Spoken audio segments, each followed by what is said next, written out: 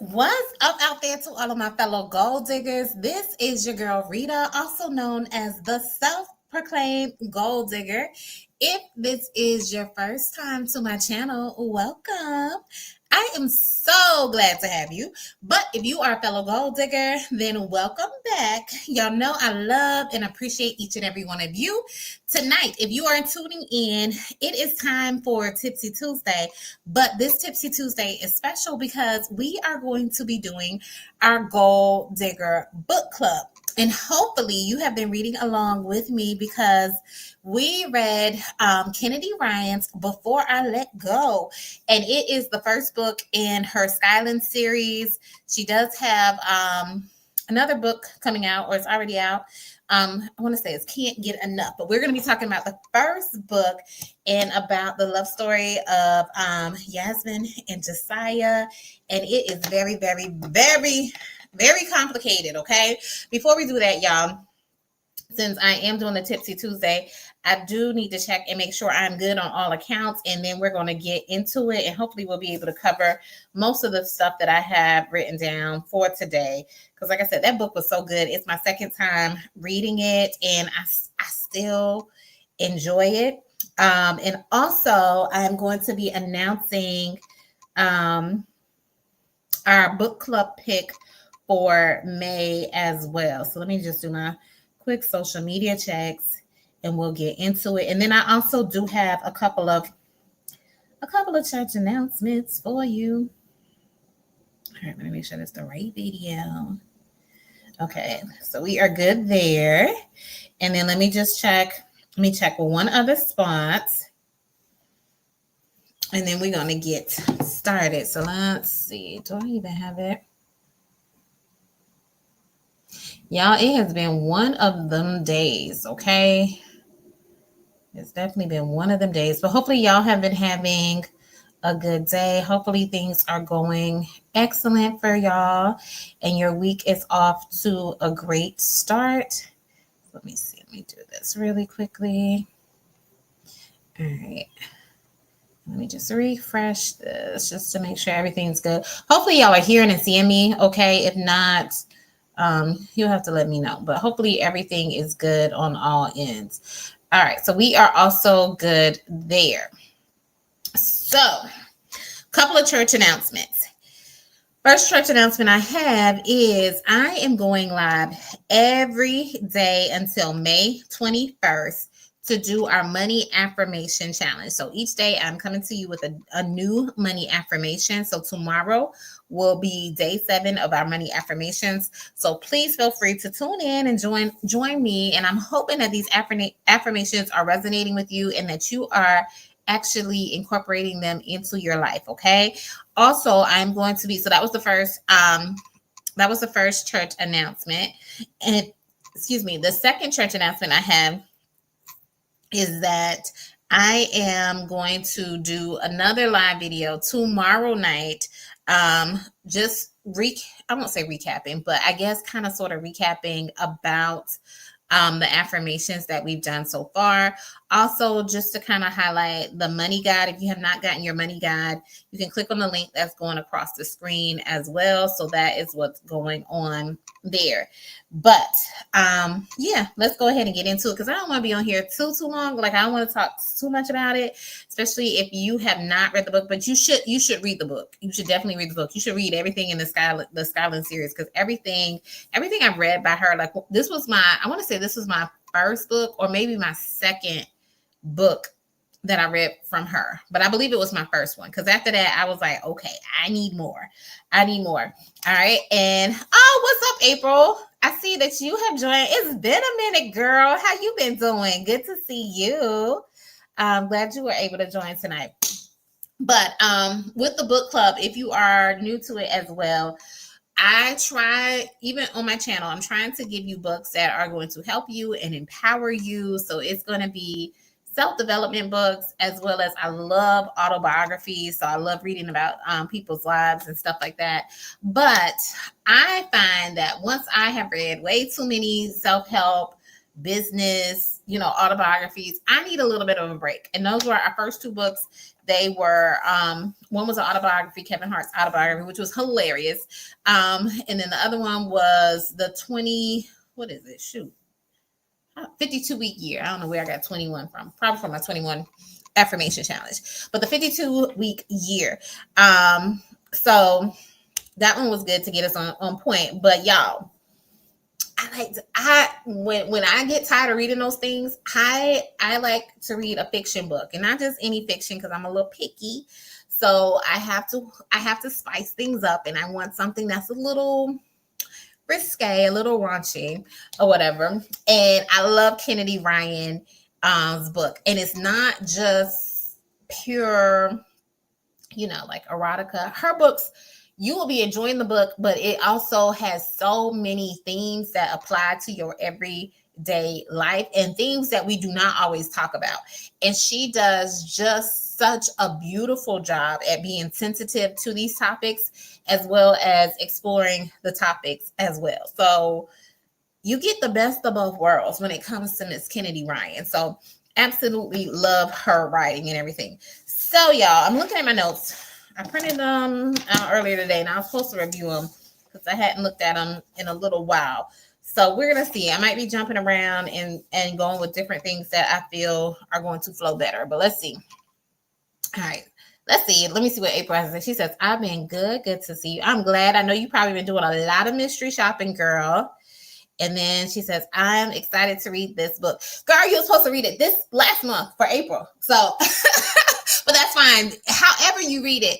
It is a great read. So hopefully, if you haven't read it, hopefully it won't be too much of a spoiler. I'm trying to just touch upon the themes that the book covered without giving it away, but I'm probably going to give it away a little bit. But it's still a good read. Like I said, I read it 2 times, and this is my second time reading the book and enjoying it and everything. Because usually if I read a book once, I'm not usually wanting to double back and read it again. Usually not. So that is saying a lot about Kennedy Ryan's book, that I did not mind doubling back and reading it. And part of it too is because I think I'm going to read the second book, and I can't remember the name of the second book. I want to read each one, because before I read her new one, Can't Get Enough, that is out as well. All right, so let's go ahead. Let me look at my notes, y'all. Like I said, I might be jumping around just a little bit as I decide what I want to talk about. But this book, the teaser I did for this book when I announced it is because I had said that I want to spin the block, because that's essentially what the theme is. It's like, do you want to spin the block with one of your exes? And this is why this book had me all in my feelings, because you will be rooting for the main characters, and then something else would happen, and but you were still rooting for love. You wanted love to win, but you didn't always know where it was going to pan out. And it just goes to show the complexities of love. Like, love is so layered. Love is so nuanced.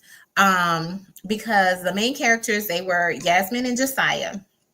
They have broken up. They are divorced. So they are no longer together, but they work together.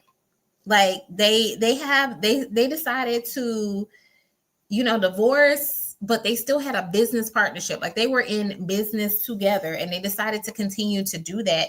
And I have to get better at posing the question. So one of the question I had posed to you guys is that, could you be able to work with your ex? Like, I don't know if I could be able to work with my ex. And it's not so much depending on I guess it depends on what the situation was.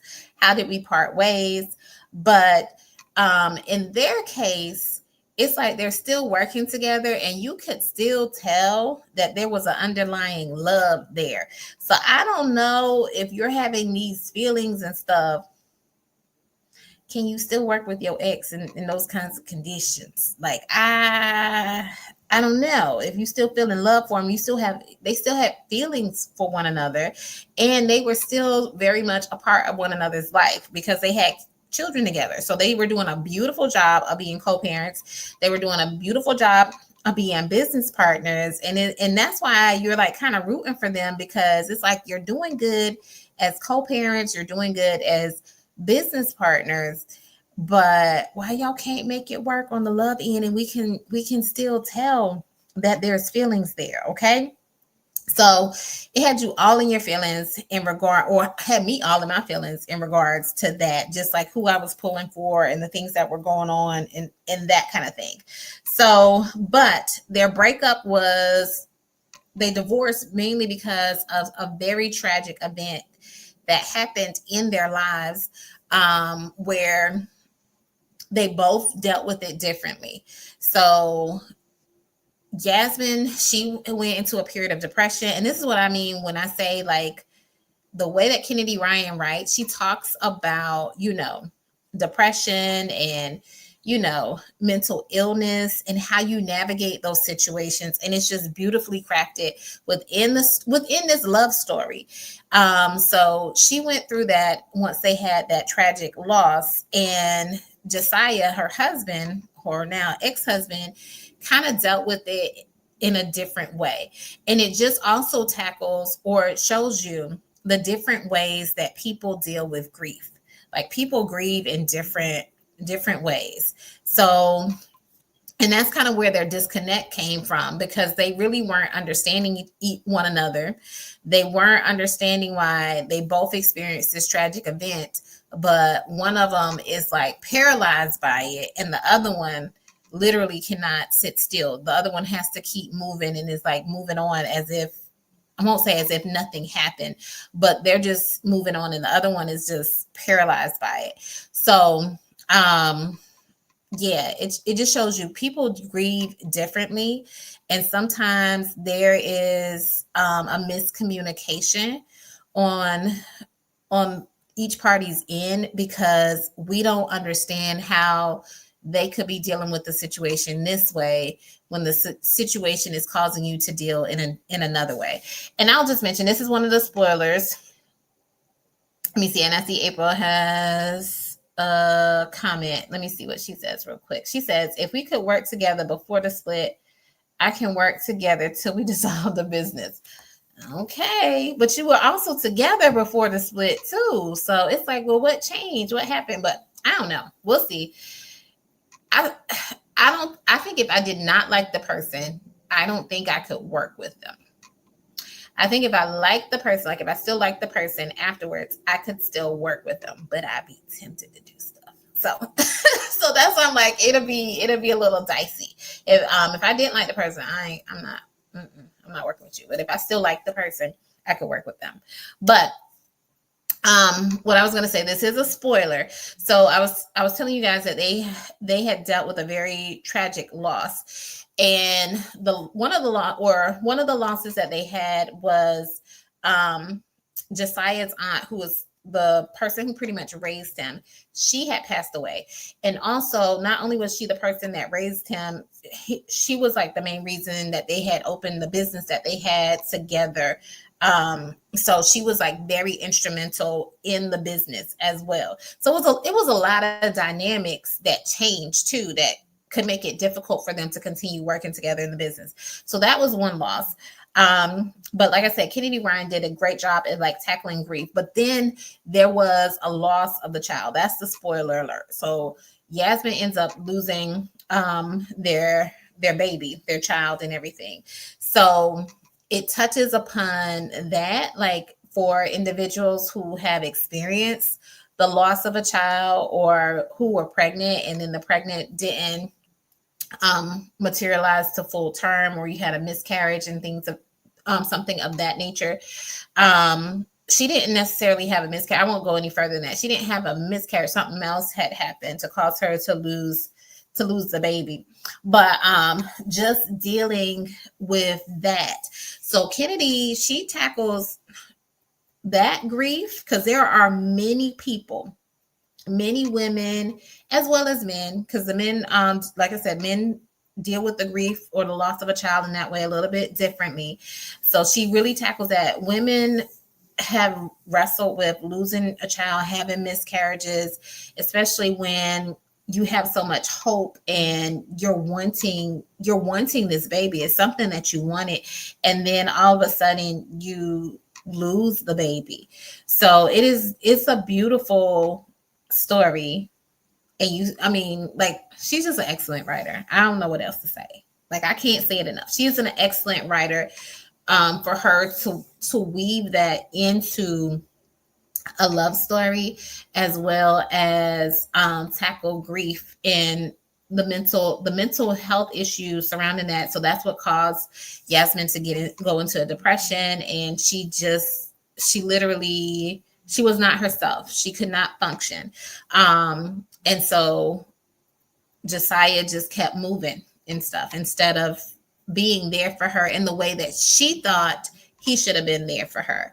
And then also it talks about mental health in the sense that during the time that she was going through all of this, Josiah was not feeling therapy. Like, he did not want to do any type of therapy. So it also touches upon, the stigma of therapy in the Black community, as well as the stigma of therapy for Black men, and how it's hard for, it can be hard for Black people in general to go to therapy, but just showing,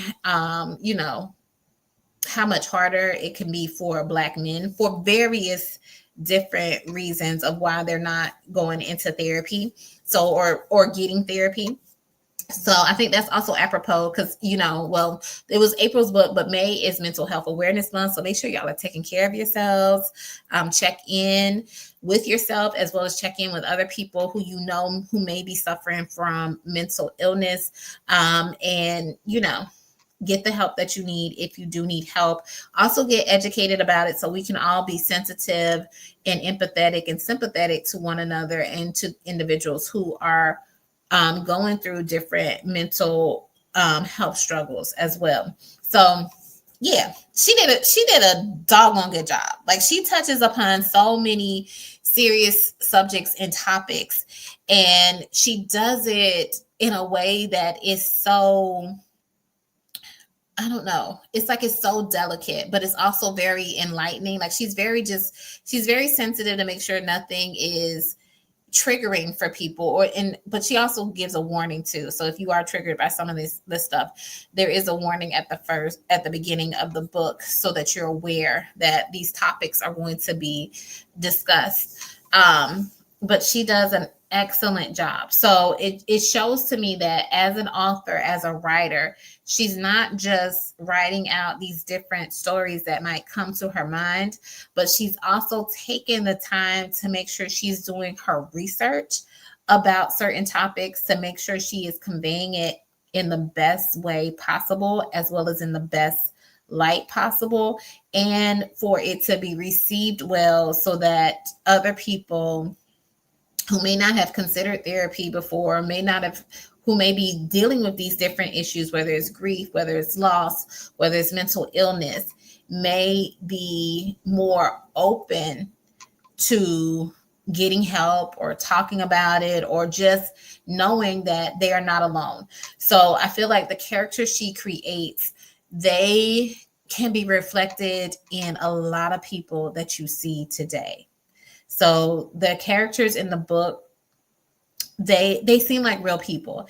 And this is one of the reasons why it seems like real people. Like, like I said, I like reading little, my little erotica books, the raunch and stuff like that. And it's not just about, them getting together, hooking up, having sex and all that kind of stuff. With her, it's like, it's really like, these are like real people and real life experiences that they're going through, as well as she beautifully crafts like the different emotions, the different feelings that you might feel during these different times or these different seasons in your life. So love her for that. All right, so I said a lot in that whole little thing. All right, and I see we have someone else to join. Now, I do not want to mess up your name. But hello, I'm gonna try and say it, but I hate messing up people's name. Aminijan, and I'm not even gonna attempt the last name. But welcome. This is my first time seeing you here, so I'm glad that you were able to join. All right, so let's see. I'm going to skip around, but let's talk about, because the book is called Before I Let Go. Let's talk about the struggle of letting go. Like, how do you know when it's time to move on?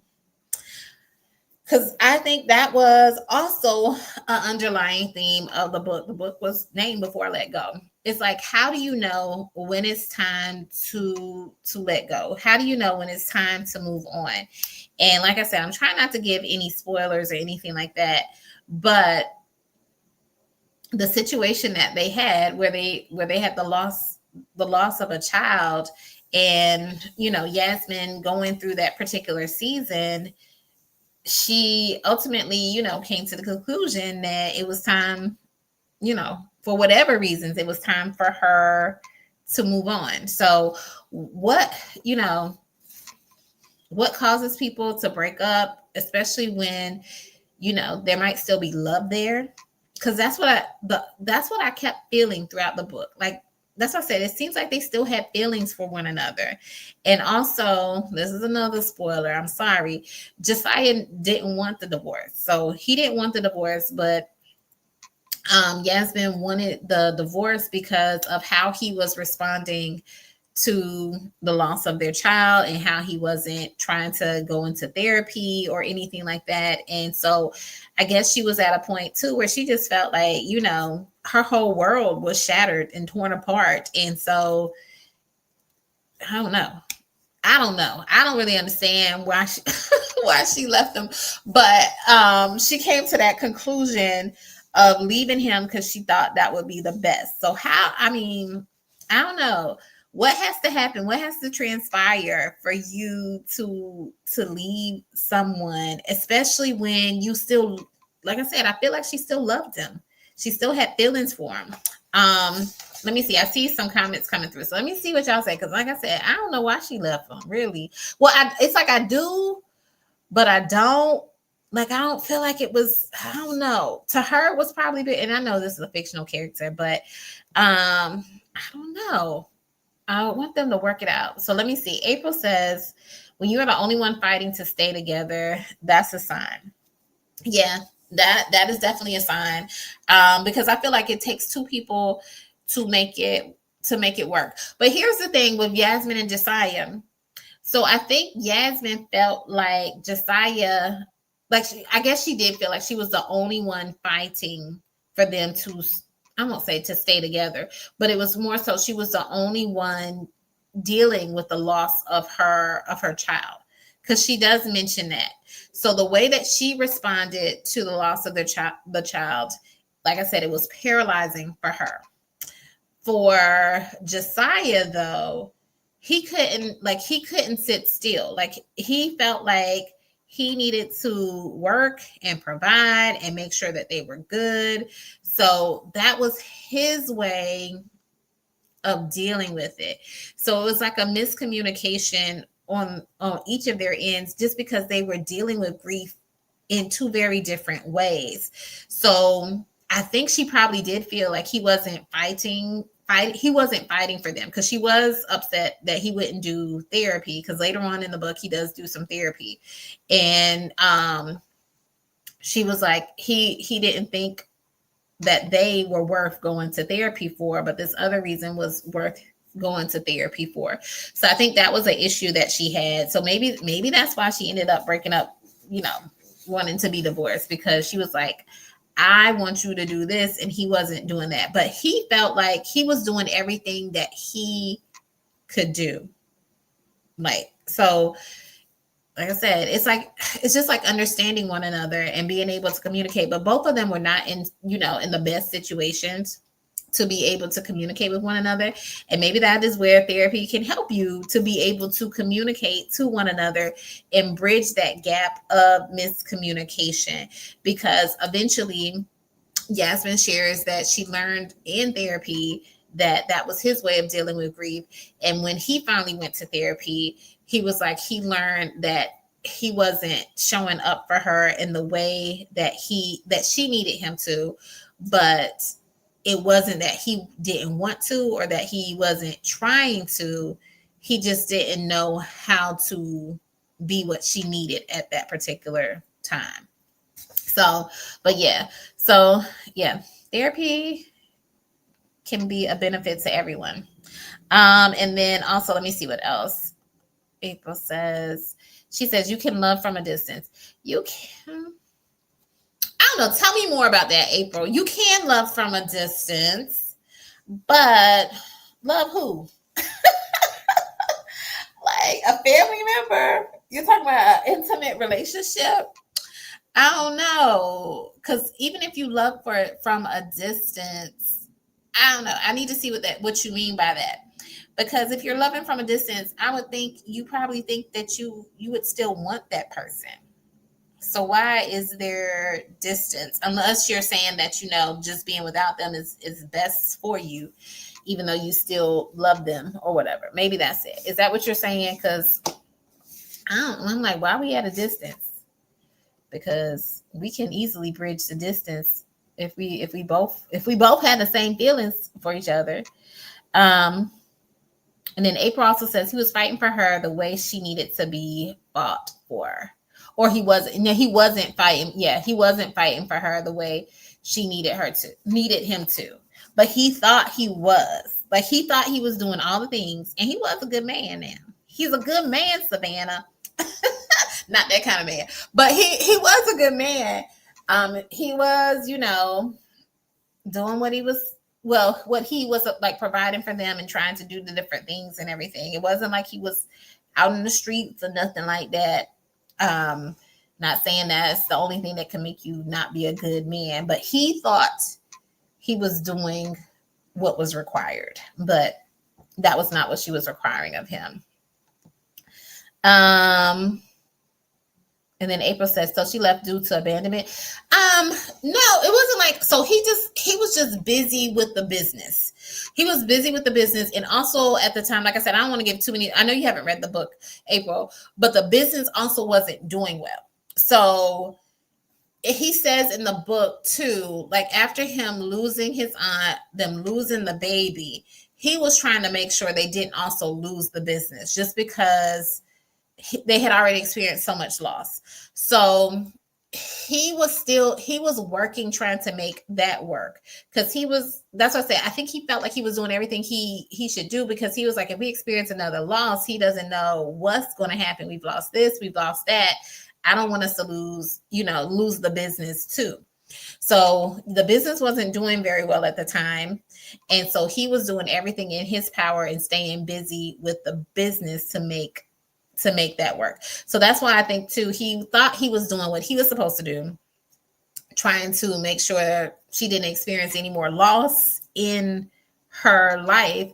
But what she really wanted him to do was just like sit with the loss and acknowledge it even more and talk about it even more and feel it even more and stuff like that. And he was like just trying to prevent another wound from happening.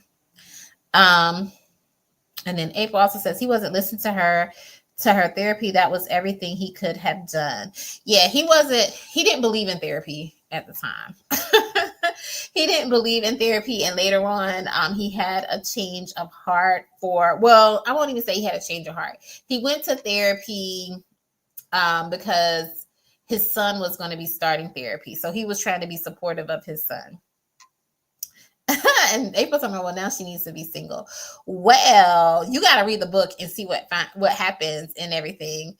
And she says, wish him peace and light as you sign the divorce papers. That's loving from a distance. Oh, goodness. But, I mean, if you wanted the divorce, are you really still... that sounds like... I don't know. I guess if you've exhausted all the possibilities and you still love the person, but they're not doing what you want them to do, then yeah, you can love them from a distance. All right. Let's see what else. Let me see. Let me look at my notes real quick. And if y'all have any other comments, we talked about her grief.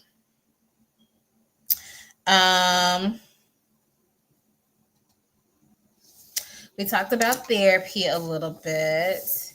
and just Josiah had to be open up to therapy. And they talk about this too, as a black man, or as a man in general. The man is looked at as the provider. They're looked at as being strong, being supportive, and they have to just provide for the family's needs. So when it came to like therapy, I think they also have to acknowledge that they're not all of those things. And I think and I'm not a man, so I don't know. And I think for a man going to therapy, that sometimes can be hard to wrestle with and acknowledge that you are not as strong as you think you are. And it's okay. So, because society has placed on you that you need to be strong and you need to protect and you need to provide, especially with Black men as well. Just given the history of slavery and knowing that with slavery, there were instances where they could not provide, they could not protect the women, their wives, watching them and seeing that happen, to them. So I think that stigma, that trauma, that they have to, especially for the Black male, that they have to be so doggone strong, and they cannot show signs of, I won't say weakness, but you can't cry. You can't do these things, because if so, you'll get taken advantage of. And not just taken advantage of, but like literally back in like slavery times or in Jim Crow times, just a few short years ago, a few short decades ago, that could be your life.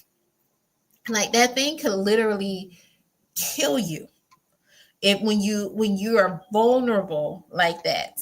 So I can see how it is hard for Black men to go to therapy and sit and have to talk with someone and tell about how they don't feel strong, or they don't feel like they are all the things, or that it's hard for them to navigate society or do this and that, or be able to achieve these certain things, because that's the burden that is placed on them in their household, and just in their societal roles, as being that strong male figure that is a leader, and and knowing the stigma or the trauma surrounding racism and Jim Crow, that the times when you do show weakness is the time where it can literally cost you your life, or cost your family's life. So I get it. I totally get it. And that's why I don't know if I talked about this on this channel recently. That's why I love Dr. Joy DeGruy. She talks about like post-traumatic slave syndrome, and how that is still affecting us still today.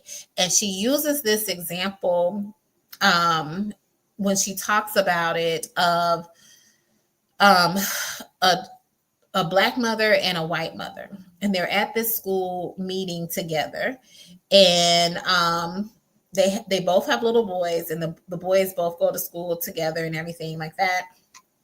And so they greet each other at this meeting and everything. And the Black mother says, "Oh my goodness, so good to see you. I hear your son, he is doing so well. He is excelling in school. And I hear he got accepted into this particular program, and he's getting, all A's on his report card."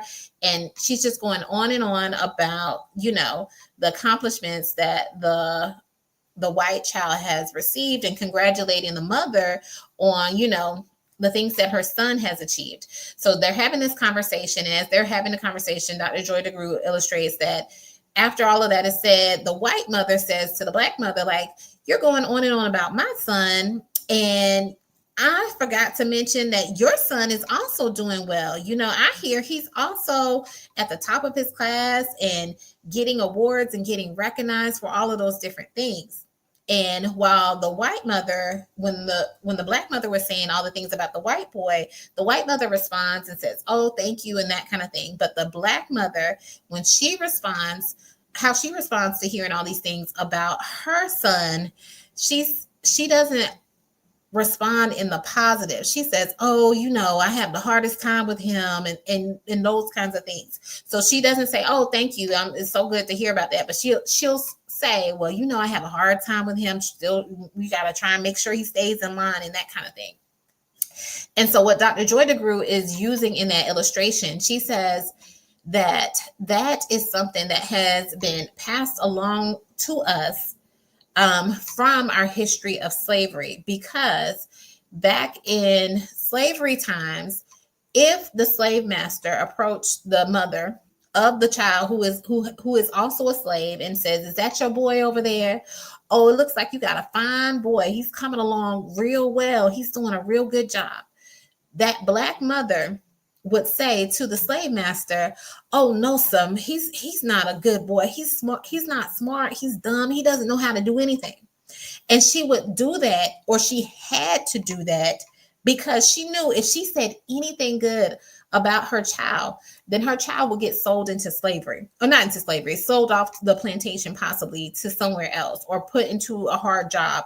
So it's like we say these things as a mechanism or a part of post-traumatic slave syndrome.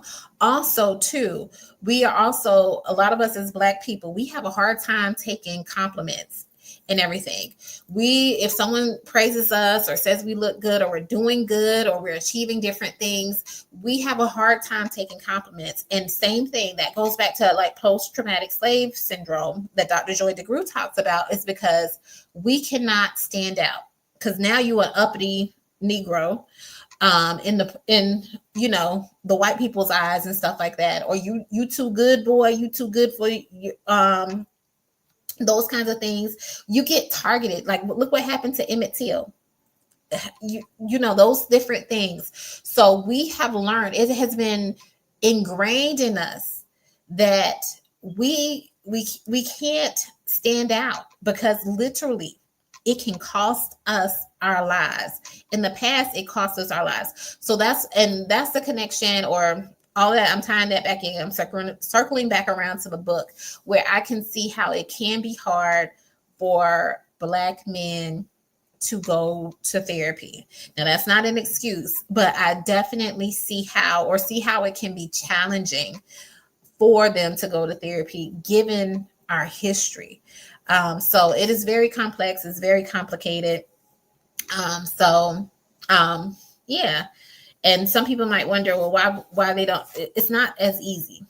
Everything is not as easy. And that's what I love about this book too. You would think love is not easy. Well, I won't say love is not. Love can be challenging because it's so layered. It's so complex. It's so nuanced. There's so many different aspects of it. And you can love people in so many different ways as well. And life itself is just so nuanced and complex that sometimes some situations are not so easy to navigate. And I just love how Kennedy Ryan just brought everything together in this beautiful story here. So, and touched upon some things that are seen in our community. And when I say our community, in the Black community, that don't always get talked about. Because also too, even though this didn't happen, like Yasmin lost her baby, but as well, you may or may not know, like infant mortality rate is higher, or there's more, I won't say infant mortality, there are more complications with Black women when they go and deliver babies, as well as they have a higher increase in death when they're delivering babies and stuff like that. So like maternal health, Black maternal health is very, very important in the community, and in those kinds of topics that are not always discussed or not always seen in these types of stories. I love how her stories are not just, about sex and love. It's about real life issues that we all deal with. But let me see what comments we have. Let me see how I'm doing on time. Oh, y'all. Let me see. I'm gonna think, because I only really talked about two different topics. I'm gonna look at the comments, and then I'm gonna find one last topic to discuss, and then we're gonna keep it moving before I let you go. All right, let's see. I don't know. So I talked about Kennedy's writing style. That was one of the topics as well. So I'm not gonna do that. And yeah, I think I'm just gonna wrap it up with some final thoughts and everything. But let me see what April has to say. Thank you, April, too, for your comments. And so April says, and he caused another one with that divorce. No, so okay, so Josiah did not want the divorce. He still wanted them to be together. He not April, shoot. Yasmin was the one who asked for the divorce. So it wasn't him. He still wanted to be with her. He still wanted to be with her. Oh, okay. Now I will say this. This was on the sheet as well that I didn't get to. So when we were talking about, can you work with your ex? So I think April had said, I forgot what you said, April, that you could work with your ex, but could you work with your ex? So this was the thing. This is what also made it complicated with them. Can you work with your ex when your ex has moved on with somebody else who y'all work with? Like, it's getting really messy now. Like, I can work with my ex, but if I gotta see them interacting with their new boo all the time, I don't know if I could do that. I don't know. Like, I don't know. It's giving messy to me. It's a little messy. And that's pretty much what happened. So they was all up there, all together. I don't know. All together. Josiah, had moved on. I mean, she said she wanted a divorce. So he was like, okay, this is what you want. This is what I'm going to give you. And then eventually he moved on and started dating someone. But the person he was dating was one of the employees at their business and everything. And they all had to kind of closely work together. Like, I don't know. That's why I say it's not so simple. It's not so simple. Things can get messy really quick. And I don't know. I be feeling some kind of way. Like, I don't want to see it in my face like that on a regular basis. I don't know. What do y'all think? What do y'all think? So, April talking about new boo getting fired. So, and all right, this is how I say it. Kennedy Ryan is so layered and so complex, okay? Because here's a new layer to it, all right? Here's the new layer. So we can't fire the new boo because the new boo is part of the reason the business is so successful. So she has a pivotal, and a very important role in the business, and was part of the reason the business turned around and is doing so well. So we get rid of new boo, not if they stop dating, that's something different. But if we get rid of new boo from the business, then the business, is going to suffer. And that is how they are pretty much making all of their money.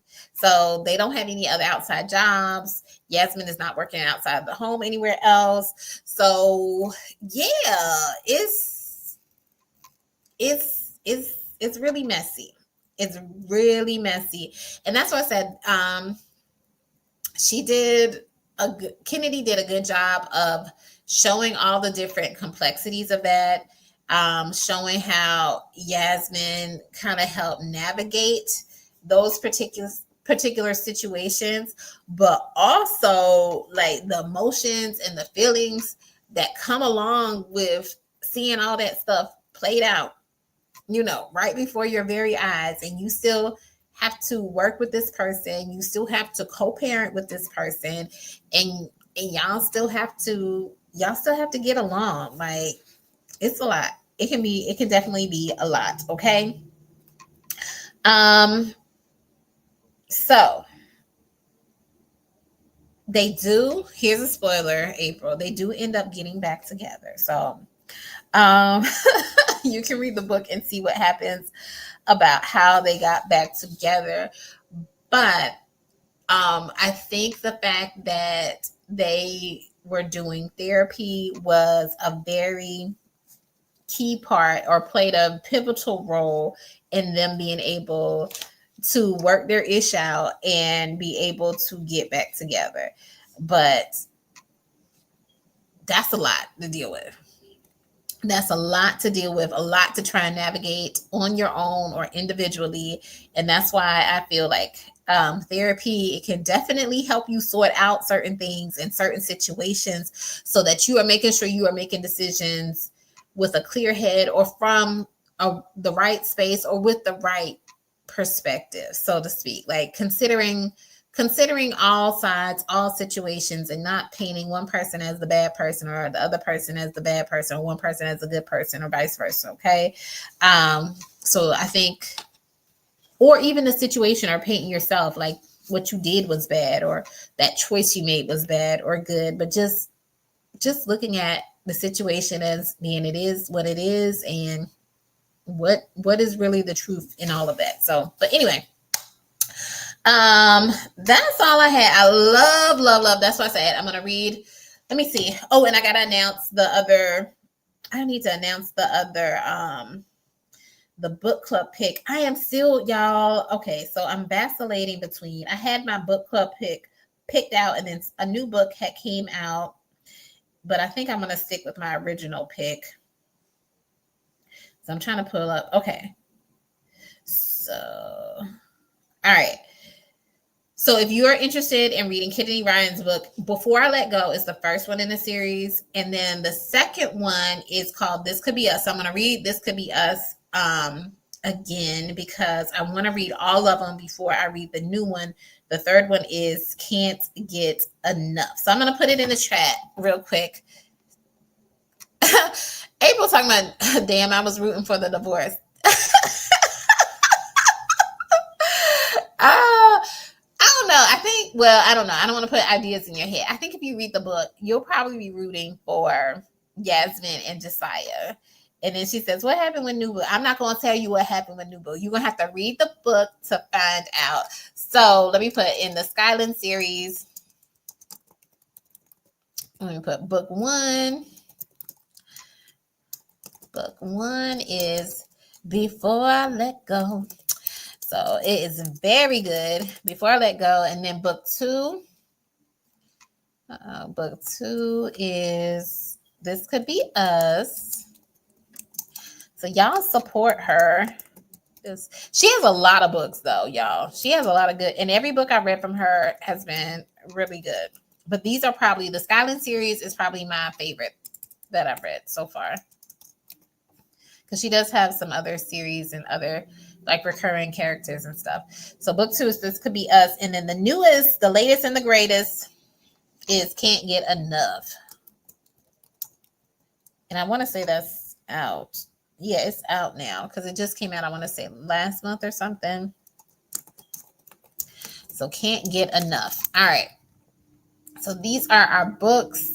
If you enjoyed the book and want to check out more that she has, then I highly, highly, highly recommend the series. So let me announce our book club pick for May, and I'll also put that on the screen as well. I'm trying to get into my Audible app. So, all right. So this is what I wanted to do next. I wanted to do an autobiography next instead of a business book. So I wanted to read Keke Palmer's Master of Me. But y'all, Tina Knowles just came out with her autobiography, or I want to say, I don't know if it's an autobiography or a memoir. I don't know. So then I was like, do I want to read Tina Knowles' book?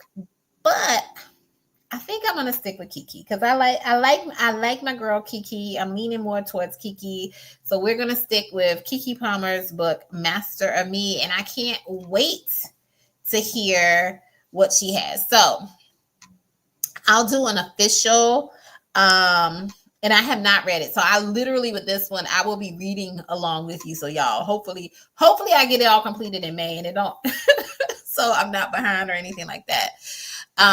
So I am excited to hear about her story and her journey because she is just such a bright excuse me, spirit. But it's called Master of Me Book Club. Putting that in. Master of Me by Kiki Palmer. And I've had it in my library for a while, so that's why I was like, this would be a great time for me to read it as part of the book club book. And let me see. April, you a mess. April says, Miss Tina ain't gonna be messy like I need her to be. Hold on, do you think Kiki's gonna be messy, or are you talking about you wanna like a fiction book? Let me know. Because we will do another fiction book, and probably the other fiction book is probably going to end up being Can't Get Enough by Kennedy Ryan, since I love her so much. So that'll probably be either for June or July. Ooh, I think I'm gonna probably do it for July. It'll be our hot girl summer read because I know it's gonna be juicy and spicy. I can't wait to read that. But anyway, yeah, so for May, we are going to be reading about Kiki Palmer, Master of Me, her autobiography there. So make sure you get the book, get it on Audible if you can. Check your local library as well, because even with Kennedy Ryan's book, Before I Let Go, I got that from as an audiobook through my local library, but since then I have since purchased it. So all right, so let's see. April's talking about, I want Miss to spill tea. I want to know what happened in that elevator. Girl, I don't know what happened in that elevator, but obviously Jay-Z got some get right about him, I think, after all was said and done. But yes. All right, so that is all I have for now, y'all. Be sure to tune in tomorrow night. I'm not sure what time. I'm probably going to go live probably either at like 7 or 8 tomorrow and talk about how this week has gone. This is our first week of we would have completed 1 week of doing the money affirmations. So I'll be diving a little bit deeper into that. So I hope y'all will join me then. Until next time, take care, everyone.